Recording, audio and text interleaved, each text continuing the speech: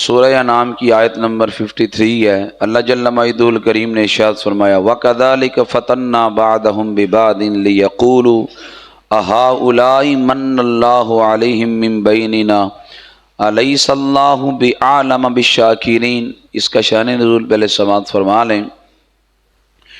ابن کثیر اور دیگر مفسرین نے لکھا کہ نبی پاک صلی اللہ علیہ وسلم کی بارگاہ میں بڑے بڑے قریش آئے، عتبہ، شیبہ، امیہ بن خلف، ابو جہل، ولید بن مغیرہ، یہ بڑے بڑے کفار نبی علیہ السلام کی بارگاہ میں آئے اور آ کر کہنے لگے کہ ہمارے غلام یا ہمارے آزاد کردہ غلام، انہوں نے آپ کا کلمہ پڑھ لیا اور آپ نے ان کو اتنا قریب کر لیا کہ وہ ہر وقت آپ کے ساتھ ہی بیٹھتے ہیں، آپ کے ساتھ ہی اٹھتے ہیں، بعض اوقات ایک برتن میں کھانا بھی کھاتے ہیں۔ تو ہم بھی چاہتے ہیں کہ ہم بھی آپ کی بارگاہ میں آ کے بیٹھیں، لیکن ہم کیسے اپنے غلاموں کے ساتھ بیٹھیں؟ آپ کے پاس آ کر بیٹھیں گے تو یہاں ہمارے غلام بھی بیٹھے ہوتے ہیں، تو ہم تو اپنے غلاموں کے ساتھ بیٹھنا نہیں چاہتے۔ تو آپ ایسا کریں کہ آپ ان ایمان والوں کو، ان غریب لوگوں کو اپنے سے دور کریں، تو ہم آپ کے پاس بیٹھنے کو تیار ہیں۔ ہو سکتا ہے کہ ہم کلمہ بھی پڑھ جائیں، تو لہٰذا یہ جو غریب لوگ ہیں، غریب صحابہ ہیں، آپ ان کو اپنے آپ سے دور کریں۔ یہ ہماری توہین ہے کہ ہم اپنے غلاموں کے ساتھ ایک جگہ پہ اکٹھے بیٹھیں، لوگ کیا کہیں گے؟ اور کچھ ان میں سے کہنے لگے کہ دیکھیں جی، اگر اسلام سچا ہوتا تو سب سے پہلے اللہ ہمیں اسلام کی دولت عطا کرتا۔ وجہ یہ ہے کہ ساری دنیا میں مالدار تو ہم ہیں، لہذا اللہ کا کرم تو دولت کی صورت میں ہم پہ ہے، تو اگر اسلام سچا دین ہوتا تو سب سے پہلے ایمان والے بھی ہم ہوتے۔ جب انہوں نے یہ دھوکہ کھایا تو اللہ نے ان کی تردید میں، ان کفار کی تردید میں اس آیت کریمہ کو نازل کیا۔ ارشاد فرمایا وَكَذَلِكَ، اور یوں ہی فَتَنَّا بَعْضَهُمْ بِبَعْضٍ، ہم نے ان کو ایک دوسرے کے لیے آزمائش بنایا، لِيَقُولُوا، تاکہ مالدار کفار محتاج صحابہ کو دیکھ کر یہ کہیں أَهَٰؤُلَاءِ، کیا یہ مسلمان ہیں، مَنَّ اللَّهُ عَلَيْهِمْ مِنْ بَيْنِنَا، کہ ہمارے اندر سے رب کا کرم ان پہ ہے۔ یعنی کرم ہوتا تو ہم پہ ہوتا، وجہ یہ کہ ہم مالدار ہیں۔ اگر اسلام سچا دین ہوتا معاذ اللہ تو کہنے لگے سب سے پہلے ہم مسلمان ہوتے، اور اگر سب سے پہلے اسلام ان کے پاس آیا اور سب سے پہلے مسلمان یہ غریب بنے تو پتہ چلا کرم تو ہم پہ ہے دولت کی صورت میں، تو یہ تو غریب ہیں۔ تو لہذا جب ہم نے اسلام کو قبول نہیں کیا تو یہ دلیل اس بات کی ہے کہ معاذ اللہ اسلام سچا دین نہیں ہے۔ اللہ فرماتا ہے الیس اللہ بعالم بالشاکرین، کیا وہ نہیں جانتے کہ اللہ شکر گزاروں کو جانتا ہے، کون اس کے ہاں محبوب ہے، کون اس کے محبوب نہیں ہے۔ اب ان کفار نے یہ دھوکہ کھایا، ان کفار نے یہ سمجھا کہ شاید زیادہ دولت کا ہونا یہ اللہ کے محبوب ہونے کی دلیل ہے۔ ان کفار نے یہ سمجھا کہ شاید انسان کے پاس دولت کے خزانے ہوں تو وہ اللہ کا بڑا محبوب ہوتا ہے، تو جبکہ میرے آقا علیہ السلام کا فرمان ہے اللہ دنیا اسے بھی دیتا ہے جس سے پیار کرتا ہے، اور اسے بھی دیتا ہے جس سے پیار نہیں کرتا، لیکن فرمایا اللہ دین صرف اسے دیتا ہے جس سے پیار کرتا ہے۔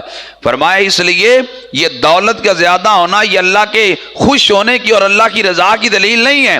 قارون بڑا مالدار تھا، آپ دیکھ لیں فرعون کے پاس تھوڑی دولت تھی، نمرود کے پاس تھوڑی دولت تھی، تو فرمایا زیادہ دولت کا ہونا یہ اللہ کی راضی ہونے کی دلیل نہیں ہے۔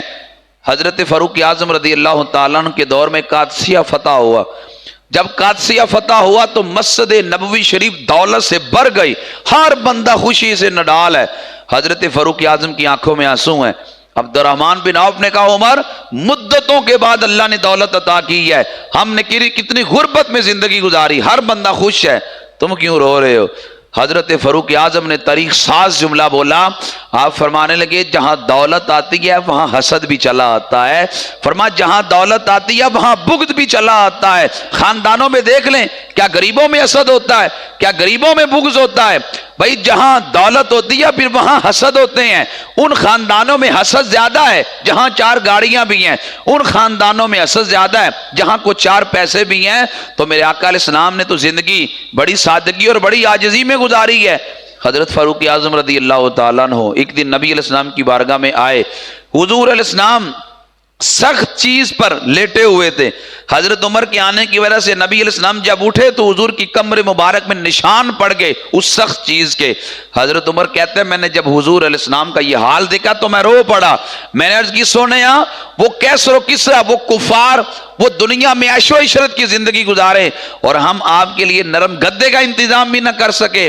میرے آقا علیہ السلام نے اپنے غلام کو دلاسا دیتے ہوئے ارشاد فرمایا عمر کیا تو اس بات پہ راضی نہیں ہے؟ دنیا ان کے لیے ہے، جنت ہمارے لیے ہے.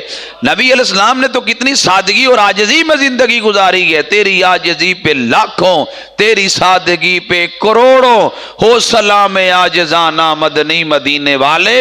نبی علیہ السلام نے تو سادگی اور عاجزی میں زندگی گزاری.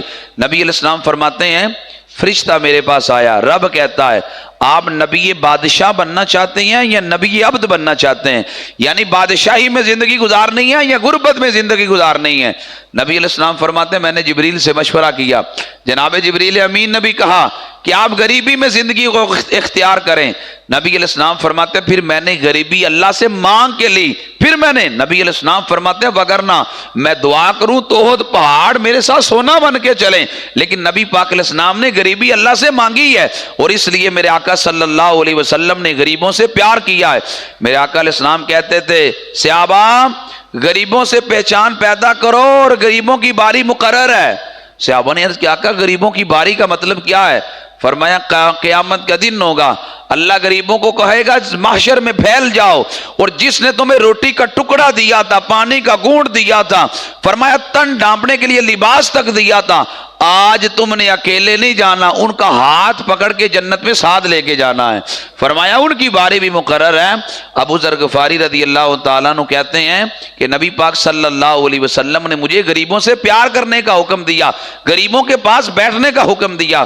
میرے آقا صلی اللہ علیہ وسلم نے تو اللہ سے غریبی مانگی ہے، تو اس لیے زیادہ دولت کا ہونا یہ اللہ کے راضی ہونے کی دلیل نہیں ہے. کفار دھوکہ کھا گئے، وہ کہنے لگے شاید ہمارے پاس دولت بڑی ہے، اور کہنے لگے کعبہ کا انتظام ہم کرتے ہیں، حاجیوں کی خدمت ہم کرتے ہیں، آب زمزم ہم پیتے ہیں، لوگوں کو ہم پلاتے ہیں، کعبہ کے متولی ہم ہیں. دیکھو کتنے بڑے کام ہم کرتے ہیں. اگر اللہ راضی نہ ہوتا تو ہمیں کعبہ کی متولی ملتی؟ اگر اللہ راضی نہ ہوتا تو حاجیوں کی خدمت ہمیں ملتی؟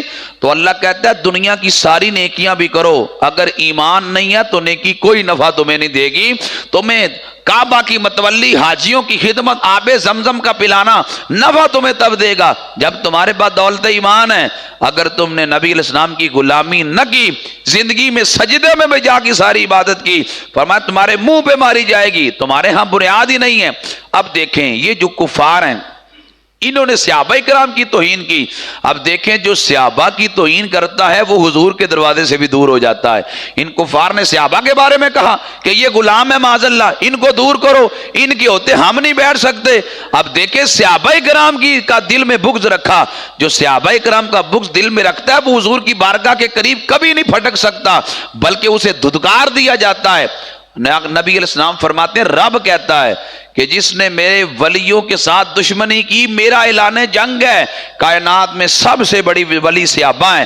تو جب صحابہ کی انہوں نے توہین کی، اب دیکھ دو دھتکار دیے گئے. ابو جہل کو ایمان نصیب ہوا، عتبہ شیبہ کو ایمان نصیب ہوا، ابو لہب کو ایمان نصیب ہوا. وجہ کیا تھی؟ وجہ یہ تھی، میں یہ بات بارہا کرتا ہوں، جو بندہ بھی بد عقیدہ ہے، جس کا بھی بگڑا عقیدہ ہے، صحابہ کی اور اہل بیت کی اور نبی علیہ السلام کی توہین نہ کرے، اللہ کسی نہ کسی موڑ پہ اس کو ایمان کی سچی دولت ضرور عطا فرما دے گا. اور اگر وہ ان شخصیات کی توہین کرنے پہ اتر جائے، میں نے زندگی میں ایک نہیں 20 لوگ بگڑتے دیکھے ہیں اور بے ایمان ہوتے دیکھے ہیں. وجہ کیا تھی؟ ان مقدس شخصیات کی بندہ جب توہین کرتا ہے پھر اندر انسان کی جو چیزیں ہوتی ہیں وہ جل جاتی ہیں. پھر انسان کے پاس وہ نعمت بھی نہیں رہتی کہ میں ایمان ہی قبول کر سکوں، میں سچے دل سے حضور کا غلام ہی بن جاؤں، میں ان کی عظمت اور شانوں کو بیان کرنا شروع کر دوں. اب دیکھیں ربیع النور شریف کا چاند نظر آ گیا. آپ سب کو مبارکباد بھی پیش کرتا ہوں. بڑے سارے لوگوں کو مرچیں لگ جائیں گی، بڑے سارے لوگوں کے جو فتووں کی مشین ہے وہ تیز ہو جائے گی اور کہیں گے یہ فضول خرچی ہے، یہ گلیاں بازار سجاتے کسی غریب کو بھی دیا جا سکتا تھا. بڑے لوگوں کو دین یاد آ جائے گا اور کہیں گے جی یہ جلسے جلوس کی صحابہ نے نکالا ہے. میں نے کہا جو کام حضور علیہ السلام کی محبت میں کرے اور شریعت منع بھی نہ کرے، افسوس نہیں ہے کہ پاکستان کے اندر رہتے ہوئے حضور کا کلمہ پڑھ کے کو آپ سے کہہ لے حضور کی خوشی منانے کی دلیل دو؟ شرم نہیں آتی اس بندے کو کہ جو نبی پاک علیہ السلام کی آمد کی خوشی منانے کی دلیل مانے؟ تیرا بیٹا 15 سال نکاح کے بعد پیدا ہو اور تیرے پاؤں بھی زمین پہ نہیں لگتے سالگرہ جب بیٹے کی آتی ہے، اور کہتا ہے یار اللہ نے کتنی دیر کے بعد مجھ پہ کرم کیا، ہر نعمت کرتا ہے، لوگوں کو بلاتا ہے، رشتہ داروں کو بلاتا ہے، طرح طرح کے انتظامات کرتا ہے۔ نے کبھی پوچھا ہے کہ 15 سال کے بعد جب بیٹا ملے تو سالگرہ منانا شریعت میں جائز ہے کہ نہیں؟ بغیر پوچھے بیٹے کی خوشی کرتا ہے۔ تو میں نے کہا جب کائنات کے والی اللہ نے ہمیں دیے تو ہم کیوں ان کے آنے پہ خوشی نہ کریں؟ اور بات بڑی سادی ہے، مہمان جس گھر میں آتا ہے خوشیاں وہی کرتے ہیں۔ اللہ کہتا ہے میں نے نبی مومنوں کو دیا ہے، تو بھائی خوشی بھی مومنوں نے کرنی ہے۔ اس لیے الحمدللہ ماہ ربیع النور شریف کی آج 1 تاریخ ہے، تو یہ ایسے نہیں ہونا چاہیے کہ ہم یوں ہی سستی کے اندر یہ مہینہ گزار دیں۔ آج جو جمعۃ المبارک پہ ہمارا موضوع بھی ہے وہ بھی استقبال ربیع النور شریف ہے، ہم اس میں بیان کریں گے ہم نے یہ مہینہ گزارنا کیسے ہے، ہمیں اس مہینے میں کرنا کیا ہے۔ تو آج بڑا ایک اہم دن ہے ہمارے لیے، مومنوں کے لیے، اور بالخصوص یہ پورا ماہ ہی اللہ کی برکتوں اور رحمتوں کو سمیٹنے کا وقت ہے۔ تو اس ماہ کو سستی کی نظر نہیں کرنا اور بڑی محبت کے ساتھ، ذوق کے ساتھ اور حضور علیہ السلام کی محبتوں میں سرشار ہو کے اس مہینے کو بسر کرنا ہے۔ تو جو نبی علیہ السلام سے یہ پیار کرے گا یہ سودے سارے پیار کے ہیں، یہ سودے سارے محبت کے ہیں۔ جس نے ویسے کرنی نے نبی علیہ السلام کو دیکھا تو نہیں تھا لیکن محبت تھی، دیکھنے گئے، زیارت نہ ہو سکی، لیکن میرے آقا صلی اللہ علیہ وسلم نے فرمایا قیامت کے دن ویسے کرنی میری امت کے کتنے لوگوں کی شفاعت کرے گا؟ تو یہ محبتیں ہوتی ہیں، اس بارگاہ میں جسم نہیں دیکھے جاتے قریب کس کے ہیں، اس بارگاہ میں دلوں کی محبتیں دیکھی جاتی ہیں، وہ قریب کس کی ہیں۔ اگر ہم جسمانی طور پر حضور علیہ السلام سے بہت دور بھی ہیں، اگر ہمارا حضور علیہ السلام سے پیار سچا ہوا ان کے لیے پھر دوریاں نہیں ہیں، میرے آقا علیہ السلام پھر ضرور کرم نوازی کرتے ہیں۔ اللہ ہمیں یہ مہینہ عظیم الشان اور اعلیٰ انداز میں گزارنے کی توفیق عطا فرمائے۔ وما علیہ الا البلاغ المبین۔